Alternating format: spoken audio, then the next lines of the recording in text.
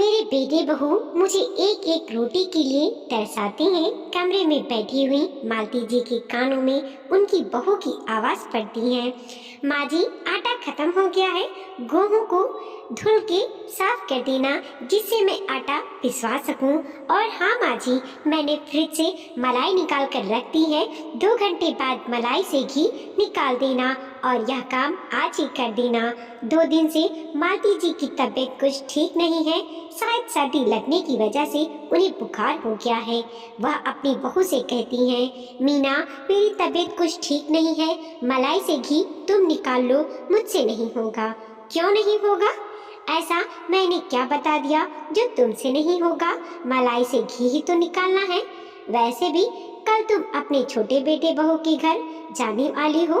तुम्हारे दोनों बेटों ने यह तय किया था कि 1 महीना मेरे पास रहोगी, 1 महीने छोटे बेटे बहू के पास रहोगी। मेरे पास तुम्हारा कल 1 महीना पूरा हो जाएगा।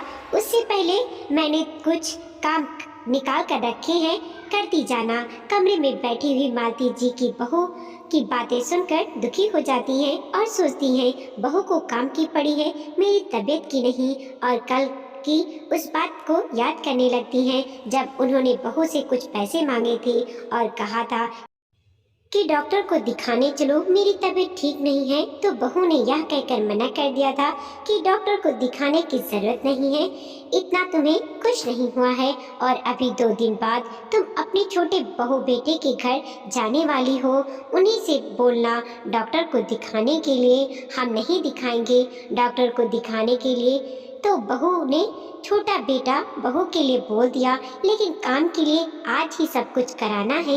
लेकिन मालती जी भी क्या करें, यह उनकी मजबूरी है अपने दोनों बेटे बहू के पास 1 महीना रहने की। साल भर पहले उनके पति राधे श्याम जी अचानक से दुनिया को छोड़कर चले गए। राधे श्याम जी की गांव में 30 बीघा जमीन है, अच्छा खासा घर बना है। राधे श्याम जी जब तक जिंदा थे तब तक मालती जी हंसी खुशी से अपने पति के बने हुए घर में रह रही थी। दोनों बेटे और बहुएं भी उसी घर में रह रहे थे, कोई समस्या नहीं थी। बेटा भी आराम से मिलजुल कर रहते थे, बहुएं भी मालती जी की बातें सुनती थी और बेटे भी अपने पिता से पूछे बिना कोई काम नहीं करते थे। लेकिन पति के जाने के बाद ही उनके ऊपर मुसीबतों का पहाड़ टूट पड़ा। दोनों बहुओं में आपस में बिल्कुल नहीं बनती थी। वह तो राधे श्याम की वजह से दोनों बहुएं एक ही छत के नीचे रह रही थी, लेकिन अपने ससुर जी के जाने के बाद ही दोनों बहुओं ने खुलकर अलग अलग रहने की बात कह दी।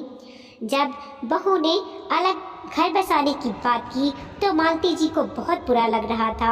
उन्होंने कभी भी ऐसी उम्मीद नहीं की थी कि उनके दोनों बेटे अलग अलग हो जाएंगे। और सबसे ज़्यादा बुरा तो उन्हें तब लगा जब उनके ही दोनों बेटे बहुओं ने उन्हें 2 हिस्सों में बांट लिया और अपनी माँ से एक बार भी नहीं पूछा कि तुम क्या चाहती हो, तुम्हारी क्या इच्छा है। इतना लाचार मालती जी ने खुद को तब भी महसूस नहीं किया था जब उनके पति इस दुनिया को छोड़ कर गए थे, जितना कि वह आज महसूस कर रही हैं जब उनके बेटे ने उनकी मर्जी जाने बिना ही 1 महीने के लिए बांट लिया। बड़े बेटे ने अपना पुश्तैनी घर ले लिया और छोटे बेटे को कुछ पैसे देकर गांव में दूसरा घर बनवा दिया। दोनों बेटे अलग अलग घरों में रहने लगे। आज मालती जी बहू बेटे के राज में खुद को ठगा हुआ महसूस कर रही हैं। आज बहू बेटे के पास रहते रहते पूरा 1 साल गुजर गया। 1 महीने छोटे बेटे बहू के पास रहती हैं, 1 महीने बड़े बेटे बहू के पास रहती हैं। आज बेटे बड़े बहू के पास उनका पूरा 1 महीना हो गया है। कल उन्हें छोटे बेटे बहू के पास जाना है और जब भी किसी बहू के घर से वह दूसरी बहू के घर जाती हैं तो बहुएं अपने घर के जितने भी काम होते हैं वह मालती जी से करवा लेती हैं। जैसे मलाई से घी निकालना, ऊपर बाड़ी वाली छत पर झाड़ू लगवाना, घर की कुछ सिलाई विलाई के काम होते हैं वह भी मालती जी कर लेती हैं। उसके बाद ही बहुएं उन्हें भेजती हैं। आज भी उनकी बड़ी बहू ने छोटी बहू के पास भेजने से पहले मलाई निकालने का काम बता दिया है। मालती जी कमरे में उदास बैठी हैं, उनका मन बिल्कुल भी नहीं लग रहा है। सोच रही है काश अपने पति की जगह वह चली जाती तो कितना अच्छा होता, कम से कम 2 हिस्सों में तो ना बंटती। बहू बेटे के आगे लाचार हो गई हूँ। बुढ़ापे में औरतों के हिस्से में हमेशा लाचारी ही क्यों आती है? सब कुछ मेरे पति का किया धरा है, लेकिन मेरे बेटों ने ऐसे बांट लिया है जैसे उन्होंने ही किया हो, और मुझे दूध में मक्खी की तरह निकाल कर फेंक दिया। तब तक उनकी बहू मीना की आवाज़ सुनाई देती है। अरे माँ जी, कानों में तेल डालकर बैठी हो क्या? अब जल्दी आकर काम भी कर दो, एक दिन का ही समय है, कल तुम्हें जाना है। और हाँ, मैंने गेहूं निकाल कर रखे हैं, उनको भी धुलना मत भूलना। कल जाने से पहले उनको साफ कर देना। आटा खत्म हो गया है। क्या करती? मालती जी बहू की बात सुनकर अपने कमरे से उठकर रसोई में आई तो देखा मलाई की बड़ी बड़ी 2 भगोनी भरी हुई रखी है। उन दोनों भगोनी को मालती जी एक बड़े से भगोनी में उड़लती हैं। पूरा 1.5 घंटा लगा मलाई से घी निकलने में। ढेर सारे मलाई के बर्तन भी इकट्ठे हो गए। मीरा रसोई में पानी गर्म करके अपनी सास को देते हुए कहती है, आप इनके बर्तन को भी धुल देना, सर्दियों का समय है, घी के बर्तन बड़ी मुश्किल से धुलते हैं। मैंने पानी गर्म कर दिया है, फटाफट से इनको धुल दो। ऐसी सर्दी में मालती थी कि सारे बर्तन को धुलकर अपने कमरे में आकर बैठ गई। इतना सारा काम करने के बाद उनकी और दर्द होने लगी। तबीयत तो पहले से ही खराब था। शाम को जब बेटा अपनी दुकान से वापस आया तो मालती जी ने अपने बेटे से कहती हैं, बेटा एक गोली बुखार की ले आओ, हाथ पैरों में बहुत दर्द हो रहा है। दिनेश पास कहीं दुकान से बुखार की दवाई लाकर मालती जी को दे देता है। मालती जी दवाई और थोड़ी सी खिचड़ी खाकर सो जाती हैं। दवाई खाने की वजह से मालती जी थोड़ा ठीक लगने लगता है। सुबह 8 बजे नहाने के बाद मालती जी रसोई में गई। बहुत तेज भूख लग रही थी। कल तबीयत खराब होने की वजह से ज़्यादा कुछ खाने का मन ही नहीं हुआ। रात में थोड़ी सी खिचड़ी ही खाई थी। कहती है, मीरा तुमने सुबह नाश्ते में क्या बनाया था? बहुत तेज भूख लगी है, जल्दी से नाश्ता दे दो, मुझे तो रसोई में कुछ भी नजर नहीं आ रहा है। माँ जी, आज मैंने तुम्हारा नाश्ता नहीं बनाया है। हम दोनों के लिए आलू के पराठे बनाए थे और खा भी लिए। वैसे भी तुम्हें तो आज देवर जी लेने आए हैं, तो आज का नाश्ता तुम अपने छोटे बेटे बहू के घर में ही करना, इसलिए आज मैंने तुम्हारा नाश्ता इधर नहीं बनाया है।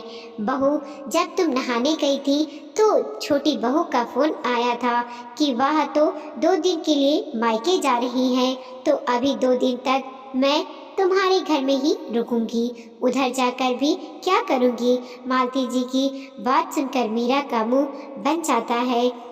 आग बबूला होते हुए मीरा कहती है, माँ जी, पिताजी के जाने के बाद दोनों बेटों ने यह फैसला लिया था कि 1-1 महीने के लिए तुम अपने छोटे बेटे के पास रहोगी। मुझे सब समझ में आता है। तुम्हारी छोटी बहू मुझे चालाकी दिखा रही है।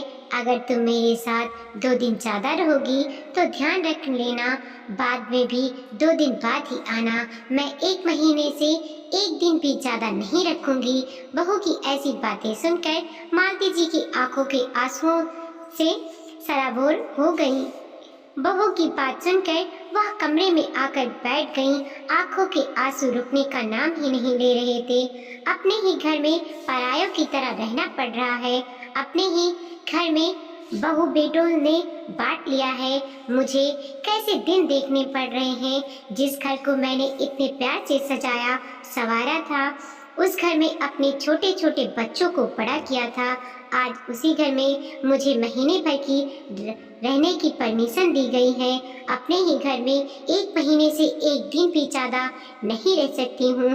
कैसे दिन देखने पड़ रहे हैं मुझे। मालती जी बाहर बरामदे में आकर बैठ गईं। भूख के मारे उनके पेट में कुलाहट हो रही थी।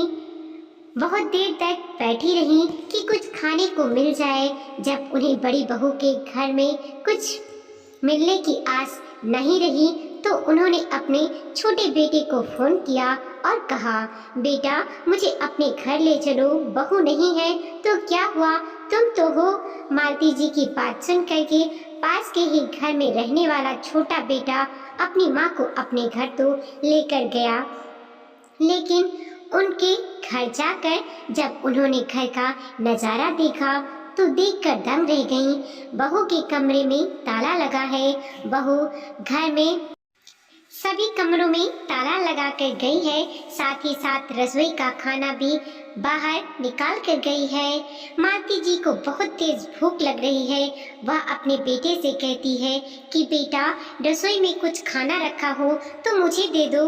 बेटा अपने पर्स से चाबी निकालता है और रसोई में जाकर ताला खोलकर माँ को कुछ खाने के लिए देता है। रसोई में ताला देखकर मालती जी चौंक गईं। पूछती है, बेटा रसोई में ताला क्यों लगा है, तुम तो अभी घर पर ही थे। बेटे ने कुछ नहीं कहा, लेकिन वह समझ गई थी कि शायद बहू ने यह ताला मेरी वजह से लगा कर गई है। कहीं ऐसा ना हो मेरे पीछे से मेरी सास आ जाए और रसोई में मेरे खाने पीने की चीजों को खत्म कर दे।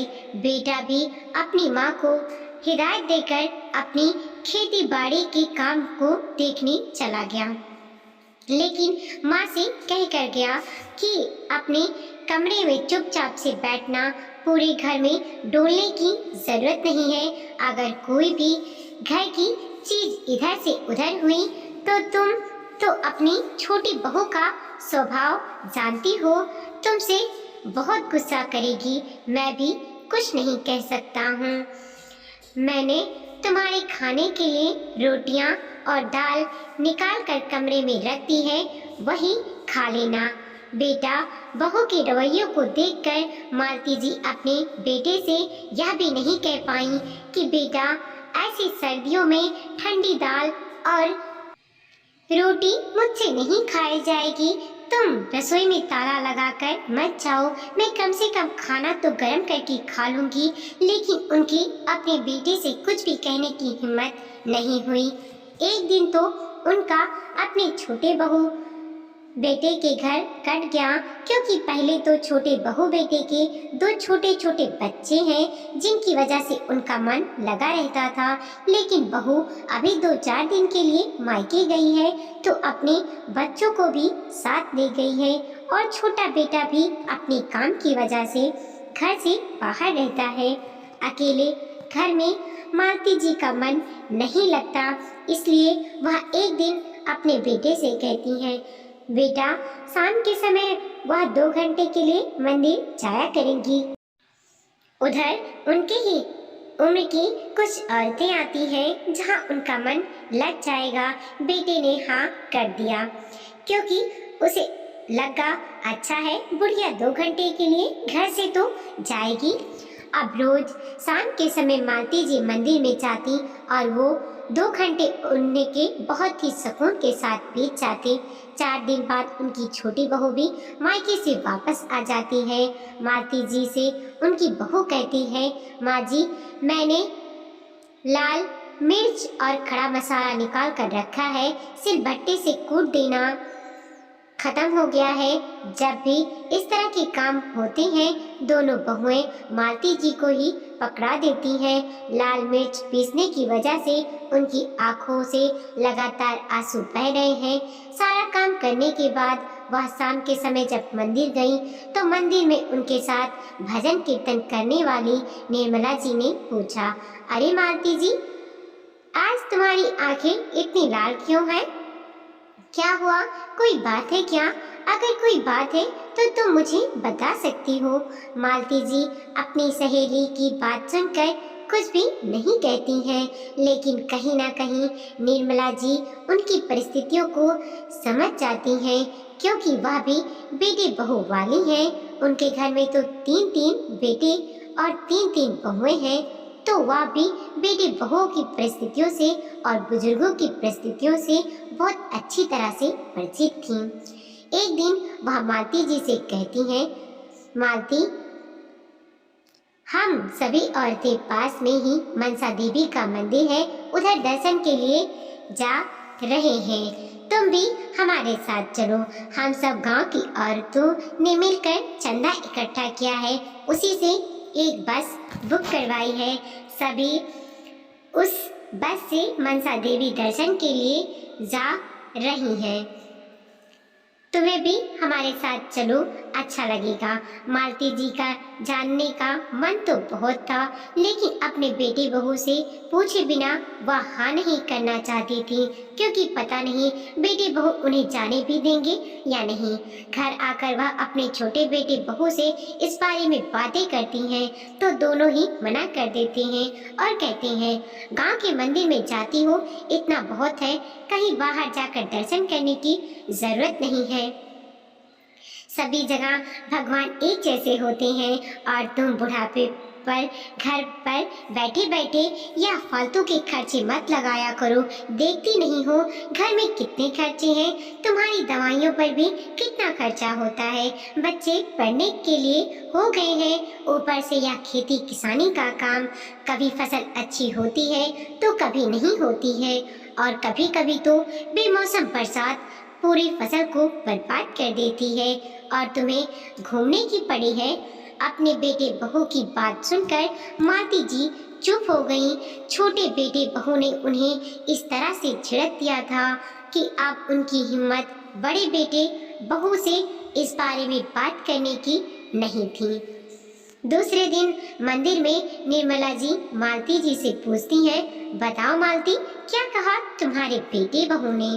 वह कुछ नहीं कहती हैं तो उनकी चुप्पी को निर्मला जी बहुत अच्छी तरह से समझ जाती हैं। वह मालती जी का हाथ अपने हाथ में लेकर बोलती हैं, मालती, मैं तुम्हारी परिस्थितियों को बहुत अच्छे तरीके से समझती हूँ। एक समय में पर मेरी भी परिस्थितियाँ तुम्हारी ही तरह थी, जब मैं भी अपने पति के जाने के बाद बहू बेटों पर पूरी तरह से निर्भर हो गई थी। एक एक पैसे के लिए उनके आगे हाथ फैलाने पड़ते थे, कहीं आने जाने के लिए भी उनसे आज्ञा लेनी पड़ती थी। बहू बेटे ने मुझे खाने पीने तक के लिए तरसा दिया था, लेकिन आज की परिस्थितियाँ बिल्कुल विपरीत हैं। आज मैं अपनी मर्जी से जीती हूँ, अपनी मर्जी से खाती हूँ और जहाँ मन होता है अपनी मर्जी से जाती हूँ। निर्मला जी की बात सुनकर मालती जी चौंकते हुए कहती हैं, सच? निर्मला, तू सही कह रही है, लेकिन तेरे तो 3 बेटे और बहुएं हैं, फिर तू अपनी मर्जी से कैसे आती जाती है? तेरे बेटे बहू तेरे ऊपर पाबंदी नहीं लगाते हैं और कहीं आने जाने के लिए पैसे देने से गुस्सा भी नहीं करते हैं। मेरे बेटे तो मेरी दवाई के लिए भी पैसे खर्च करते हैं तो बहुत गुस्सा करते हैं। कहीं घूमने फिरने पर पैसे खर्च करने की तो मैं उनसे अब बात ही नहीं कर सकती हूँ। कर सकती हो मालती, बिल्कुल कर सकती हो, लेकिन इसके लिए तुम्हें खुद ही अपने लिए कुछ कदम आगे बढ़ाने पड़ेंगे, अपने लिए कुछ निर्णय लेना पड़ेगा। जब तक तुम अपने बेटे बहू के पास बोझ बनकर रहोगी, तब तक वह तुम्हें बोझ की गठरी समझकर ढोते रहेंगे और इधर से उधर भेजते रहेंगे। लेकिन जब तुम बोझ बनने की जगह अपनी चीजों पर अधिकार जताना शुरू कर दोगी, पूरे हक के साथ रहोगी, तो वही बेटे बहू पूरे मान सम्मान के साथ रखेंगे। लेकिन उसके लिए तुम्हें खुद ही कदम आगे बढ़ाने पड़ेंगे, तुम्हें कुछ हिम्मत दिखानी पड़ेगी, तभी यह संभव है। मालती जी की बात सुनकर मालती जी के चेहरे पर एक चमक आ जाती है। उन्हें समझ में आ गया कि अब उन्हें आगे क्या करना है। दूसरे दिन ही वह अपने बेटे बहू से कहती हैं कि उनकी सहेली निर्मला के पास शहर में अपनी आंखों के दिखाने जा रही हैं। आंखों का फ्री कैंप लगा है, मैं भी सोच रही हूँ अपनी आंखों को दिखा आऊं। बहुत दिनों से ठीक से दिखाई नहीं दे रहा है। बेटे बहू ने भी उन्हें जाने से इसलिए नहीं मना किया क्योंकि उन्हें लगा कि बुढ़िया अपनी सहेली के साथ जा रही है और ना ही आने जाने के लिए खर्च मांग रही है, ना ही कोई पैसा, तो जहाँ जाना है चली जाए, मुझे इससे कोई फर्क नहीं पड़ता। मालती जी शहर में जाकर अपने पति की जमीन जायदाद के बारे में पता करती हैं कि उनकी जमीन कहाँ कहाँ पर है, कितनी है और किसके नाम पर है। पता चलता है कि मालती जी के पति ने गांव के बाहर वाली जो 10 बीघा जमीन खरीदी थी वह उन्होंने अपने पति के नाम पर ही खरीदी थी। बाकी की जमीन उनके नाम पर थी जो उनके बेटे के पास आ गई थी। 10 बीघा जमीन अपने नाम सुनकर मालती जी और उनकी सहेली खुशी से झूम उठती हैं। वह दोनों खुशी खुशी घर वापस आ गईं। 4 दिन बाद दरवाजे पर कोई आता है। छोटा बेटा दरवाजा खोलता है तो देखता है बाहर 2 आदमी खड़े हुए हैं और कह रहे हैं कि उन्हें मालती जी से मिलना है। छोटा बेटा आवाज देता है, माँ जी तुमसे कोई मिलने आया है। लेकिन वह बड़ा अचंभित होता है कि माँ से कौन मिलने आया होगा और ऐसा कौन है जिसको मैं नहीं जानता। मालती जी उसको देखकर कहती है, आइए आइए, मैं आपका ही इंतजार कर रही थी। अचंभित होती हुई छोटी बहू कहती है, माँ जी यह कौन है और किस लिए आए हैं? बेटा अभी तो तुम अपने बड़े भाई को फोन करो, वह भी इधर आ जाए, फिर मैं सब बताती हूँ कि यह कौन है। हड़बड़ाते हुए छोटी बहू अपनी जेठानी को फोन करती है। दोनों बेटे बहू थोड़ी ही देर में मालती जी के सामने हाजिर हो जाते हैं। उनके मन की उत्सुकता बढ़ती ही जा रही थी। आए हुए दोनों व्यक्ति मालती जी को पेपर देते हुए कहते हैं, यह देखिए मालती जी, आपकी जमीन के सारे कागजात तैयार हो गए हैं, बस आपको इन पेपर पर दस्तखत करना है।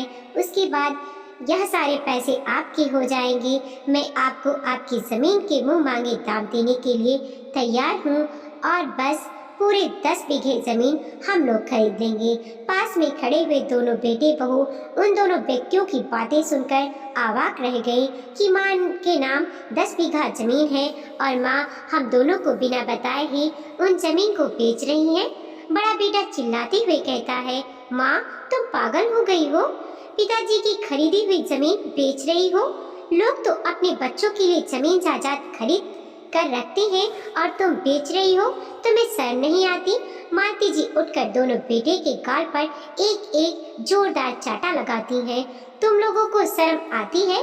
अपनी माँ को बांटते हुए, एक एक रोटी को तरसाते हुए, एक एक गोली के लिए तरसाते हुए तुम दोनों ने जीते जी मेरी जिंदगी को नर्क बना दिया है, एक एक पैसे के लिए तरसा दिया है। और जब मेरे पति ने मेरे नाम 10 बीघा जमीन की है तो उस जमीन को अब मैं बेचूं या अपने पास रखूं, मुझे तुमसे उन्हें क्या लेना देना? मुझे भी बुढ़ापे पर कभी बीमारी में तो कभी खाने पीने में पैसे की जरूरत पड़ती है और मैं नहीं चाहती कि मैं तुम लोगों के आगे हाथ फैलाकर भीख मांगूं। इसीलिए अपनी जमीन का इस्तेमाल करके अपने बुढ़ापे को सुधार रही हूँ। तुम लोगों का कुछ नहीं ले रही हूँ, जो कुछ भी है मेरे पति का है और इसको तुम लोग मुझसे नहीं छीन सकते हो। माँ की बातें सुनकर दोनों बेटे बहू के होश उड़ गए। दोनों बेटे बहू मालती जी के पैरों में गिर पड़े। माँ जी आप जमीन मत बेचो, आज के समय में जमीन खरीदना बहुत मुश्किल काम है, आसानी से मिलती भी नहीं है। आप जैसा कहेंगी हम वैसे रखेंगे, बहुत आराम से आपके घर पर रहेंगे। आपको जिस भी चीज़ की ज़रूरत होगी हम दोनों बेटे आपकी सारी ज़रूरतें पूरे करेंगे। बहुएं भी आपस में घर में कोई काम नहीं करवाएंगी, लेकिन इस जमीन को मत बेचो। मालती जी मौका पाकर अपनी सहेली निर्मला को बुला लेती हैं। निर्मला जी अपने साथ गांव के 4 लोगों को और सरपंच जी को भी साथ में लेकर आई हैं। गांव के सभी लोग निर्मला जी के घर में इकट्ठा बैठे हुए हैं। मालती जी सबके सामने कहती हैं कि मेरे बेटे बहू मुझे जमीन बेचने से इनकार कर रहे हैं। चलो मैं जमीन नहीं बेचूंगी, लेकिन इसके बदले मैं बेटे बहू को बुढ़ापे पर मेरी देखभाल करनी पड़ेगी और मैं 10 बीघा जमीन में से 5-5 बीघा जमीन अपने दोनों बेटे को दूंगी। तो दोनों बेटों का मेरा ख्याल भी रखना पड़ेगा और मेरा जहाँ मन होगा मैं वहाँ रहूँगी। मैं 2 हिस्सों में बंटकर नहीं रहूँगी।